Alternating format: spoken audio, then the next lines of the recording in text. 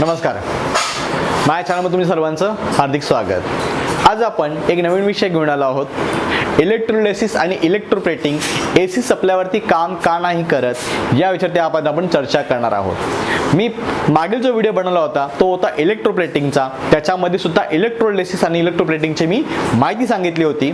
आज आपण तो सप्लाय जो आहे एसी सप्लाय देऊन जर इलेक्ट्रोलिसिस प्रोसेस करायला गेलो किंवा इलेक्ट्रोप्लेटिंग प्रोसेस करायला गेलो तर ते शक्य होणार की नाही होणार आहे, आज आपण त्याची माहिती बघणार आहोत।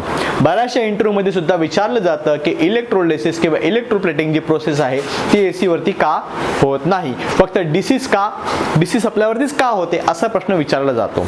तर त्याचं आज आपण उत्तर माहित करून घेणार आहोत। पण त्या अगोदर आपल्याला इलेक्ट्रोलिसिसची प्रोसेस कशी होते डीसी वरती ते जाणून घेऊया, मग एसी वरती काय होतं मग ते जाणून घेऊया। तर चला आपण सुरू करूया। सगळ्यात महत्त्वाचं आता आहे ही डायग्राम जी काढली आहे ती आहे इलेक्ट्रोलिसिसची डायग्राम। या इलेक्ट्रोलिसिसच्या डायग्राम मध्ये काय केले, एक काचेचं भांडं घेतलेलं आहे। त्या काचेच्या भांड्यामध्ये आपण काय घेतलेले आहेत, दोन रॉड बसवले आहेत, एक बॅटरीच्या पॉझिटिव्ह पॉइंटला जोडला आहे, एक बॅटरीच्या निगेटिव्ह पॉइंटला जोडलेला आहे।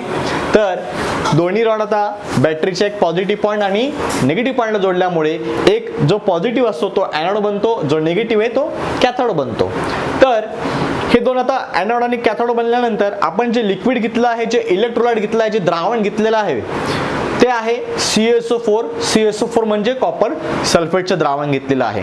तर आता CaSO4च्या द्रावणाला आपण डीसी सप्लाय दिला असता त्याच्यामध्ये काय बदल घडणार आहे, तर CaSO4च्या द्रावणाला डीसी सप्लाय दिला असता तो CaSO4चं विघटन करतो।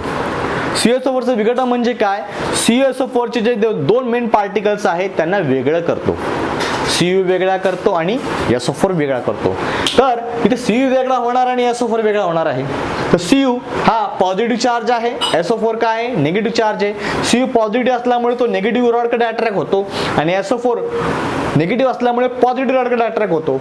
याच प्रोसेसला आपण काय म्हणतो, विद्युत विघटन किंवा इलेक्ट्रोलिसिस प्रोसेस म्हटलं जातं। आणि याच प्रोसेसचा वापर आपण कशासाठी करतो, इलेक्ट्रोप्लेटिंगच्या कामासाठी करतो। तर ही प्रोसेस डीसी वरती होते। डीसी आपला कसा आहे, कॉन्स्टंट आहे, तो आपली किंमत दिशा काय करत नाही, बदलत नाही। ओके, तर त्यामुळे ही प्रोसेस होणं सोपं आहे, कारण तो आपली दिशा किंमत सारखी बदलत नाही, त्या सायकल बनत नाही, म्हणून इथे Cu वेगळा होतो आणि SO4 वेगळा होतो। पण ते सप्लाय जाता हा इथे पुसतो मी डीसी सप्लाय, आणि इथे आता आपण एसी सप्लाय देऊन तो फरक काय होतो जाणून घेऊया। इथे मी जर फेज दिला, इथे न्यूट्रल दिला एसी सप्लायचा, तर आता काय होणार आहे, इथं बघा सायकल आहे आपली सप्लायची। एसी सप्लाय आपल्याला काय करतो, किंमत दिशा काय करतो सारखा बदलत राहतो। एका सेकंदामध्ये 50 सायकल होतात एसीच्या, व्होल्टेज आणि करंटच्या किती सायकल होतात, 50 सायकल होतात। इथून शून्यापासून 50 वेळा पॉझिटिव्ह बनेल, 50 वेळा शून्य बनतो, 50 वेळा निगेटिव्ह बनतो आणि 50 वेळा काय होतो, शून्य बनतो। अशी एका सेकंदामध्ये 50 सायकल व्होल्टेज करंटच्या बनत असतात। मग आता ही सायकल आपण आता इथे एसी सप्लाय दिला, याच लिक्विड फॉर्मला डीसी सप्लाय डिस्कनेक्ट करून आपण इलेक्ट्रोलिसिस करण्यासाठी एसी सप्लाय दिला तर काय होणार, इथे सुद्धा आपली पॉझिटिव्ह सायकल बनेल, निगेटिव्ह सायकल बनेल। आता इथे पॉझिटिव्ह झाली निगेटिव्ह झाली तर CuSO4 वेगळे तर होणार, पण आपली सायकल एका सेकंदामध्ये किती वेळा होते, 50 वेळा होते। त्यामुळे हे दोन्ही वेगळे होतील आणि सायकल इथे परत काय होणार, चेंज झाली, इथे निगेटिव्ह झाली आणि इथे परत पॉझिटिव्ह झाली, तर परत काय होतील, CuSO4 चे दोन वेगळे झाले, परत काय होतील, एकत्र होतील। हाच महत्त्वाचा पॉइंट आहे की सायकल सारखी चेंज झाल्यामुळे CuSO4 वेगळे तर होतील आणि पुन्हा जवळ सुद्धा येतील, म्हणजे कंटिन्यू ते वेगळं होऊ शकत नाही आणि कंटिन्यू ते जवळ पण राहू शकत नाही।